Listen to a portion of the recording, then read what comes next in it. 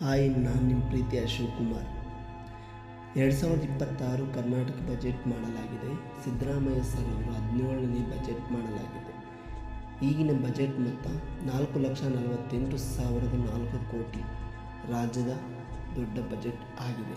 ಈ ಹಣವು ರಾಜ್ಯದ ಎಲ್ಲ ಆದಾಯಗಳ ಮೂಲಕ 3,38,000 ಕೋಟಿ ಆಗಿದ್ದು, ಈ ವರ್ಷ ರಾಜ್ಯವನ್ನು ಅಭಿವೃದ್ಧಿಪಡಿಸಲು 1,32,000 ಕೋಟಿ ಸಾಲ ಮಾಡಲಾಗಿದೆ.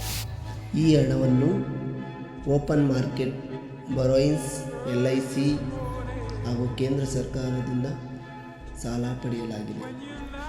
ಬಜೆಟ್ನ 29% ಹಣವು ಸಾಲ ಪಡೆದುಕೊಂಡು ರಾಜ್ಯದ ಅಭಿವೃದ್ಧಿಗೆ ತೆಗೆದುಕೊಳ್ಳಲಾಗಿದೆ. ಈ ಹಣ ಯಾವುದಕ್ಕೆ ಉಪಯೋಗ ಮಾಡಿದ್ದಾರೆ ಎಂದರೆ, ರಾಜ್ಯದ ಸಾಲ, ಅದರ ಬಡ್ಡಿ ಕಟ್ಟಲು 89,601 ಕೋಟಿ ರು ಸಾಲ ತೀರಿಸಲು, ಇತರೆ ವೇತನಗಳನ್ನು ನೀಡಲು 80,641 ಕೋಟಿ ಹಣ ಇಡಲಾಗಿದೆ.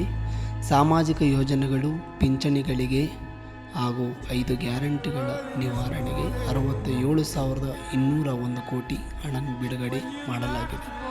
ಕೈಗಾರಿಕಾ, ವಾಣಿಜ್ಯ ಮುಂತಾದ ಆರ್ಥಿಕ ಸೇವೆಗಳಿಗೆ ಆಗುವ ಖರ್ಚು 62,721 ಕೋಟಿ ಬಿಡುಗಡೆ ಮಾಡಲಾಗಿದೆ.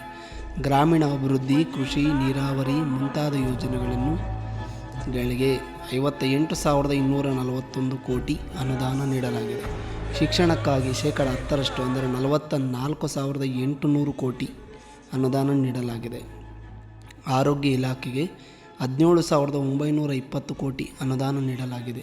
ಇನ್ನು ಇತರೆ ಸಾಮಾಜಿಕ ಸೇವೆಗಳು, ಮಹಿಳಾ ಕಲ್ಯಾಣ, ಬಲಹೀನ ವರ್ಗಗಳ ಅಭಿವೃದ್ಧಿಗೆ 13,440 ಕೋಟಿ ಮೀಸಲು ಇಡಲಾಗಿದೆ. ಸ್ವಚ್ಛತೆ ಮತ್ತು ನೀರು ಸರಬರಾಜಿಗೆ 13,440 ಕೋಟಿ ಅನುದಾನ ನೀಡಲಾಗಿದೆ. ಹಾಗೂ ವಿಶೇಷವಾಗಿ ಕೃಷ್ಣಾ ಮೇಲ್ದಂಡೆ ಯೋಜನೆಗೆ ಭೂ ಸ್ವಾಧೀನ ಪ್ರಕ್ರಿಯೆ ಆರಂಭ ಮಾಡಲಾಗುತ್ತದೆ. ಅಲ್ಲಿ ಕೃಷಿ ಪ್ರತಿ ಎಕರೆ ಭೂಮಿಗೆ 30 ಲಕ್ಷ ನೀಡುವುದಾಗಿ ಹೇಳಿದ್ದಾರೆ. ತೆರಿ ಜಮೀನಿಗೆ 40 ಲಕ್ಷ ನೀಡಲಾಗುವುದೆಂದು ಈ ಬಜೆಟ್ನಲ್ಲಿ ತಿಳಿಸಲಾಗಿದೆ.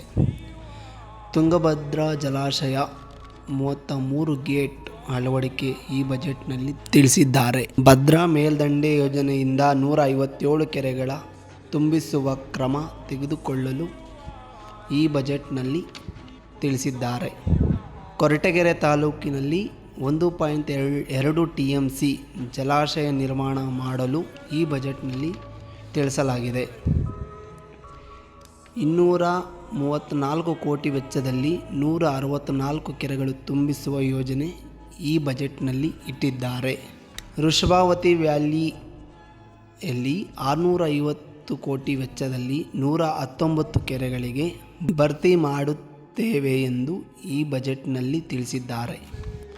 ಹಾಗೂ ಇಂಧನ ಇಲಾಖೆಗೆ 29,947 ಕೋಟಿ, ನಗರಾಭಿವೃದ್ಧಿ ಮತ್ತು ವಸತಿ ಯೋಜನೆಗೆ 22,203 ಕೋಟಿ, ಒಳ ಆಡಳಿತ ಮತ್ತು ಸಾರಿಗೆ ಇಲಾಖೆಗೆ 23,100 ಕೋಟಿ, ಕಂದಾಯ ಇಲಾಖೆಗೆ 19,843 ಕೋಟಿ, ಸಮಾಜ ಕಲ್ಯಾಣ ಇಲಾಖೆಗೆ 18,612 ಕೋಟಿ, ಲೋಕೋಪಯೋಗಿ ಇಲಾಖೆಗೆ 18,424 ಕೋಟಿ, ಆಹಾರ ಇಲಾಖೆಗೆ 7,942 ಕೋಟಿ, ಕೃಷಿ ಮತ್ತು ತೋಟಗಾರಿಕೆ ಇಲಾಖೆಗೆ 8,373 ಕೋಟಿ, ಪಶುಸಂಗೋಪನೆ ಮತ್ತು ಮೀನುಗಾರಿಕೆ ಇಲಾಖೆಗೆ 4,084 ಕೋಟಿ, ಇನ್ನು ಇತರೆ ಇಲಾಖೆಗಳಿಗೆ 1,72,757 ಕೋಟಿ ನೀಡಲಾಗಿದೆ ಎಂದು ಈ ಬಜೆಟ್ನಲ್ಲಿ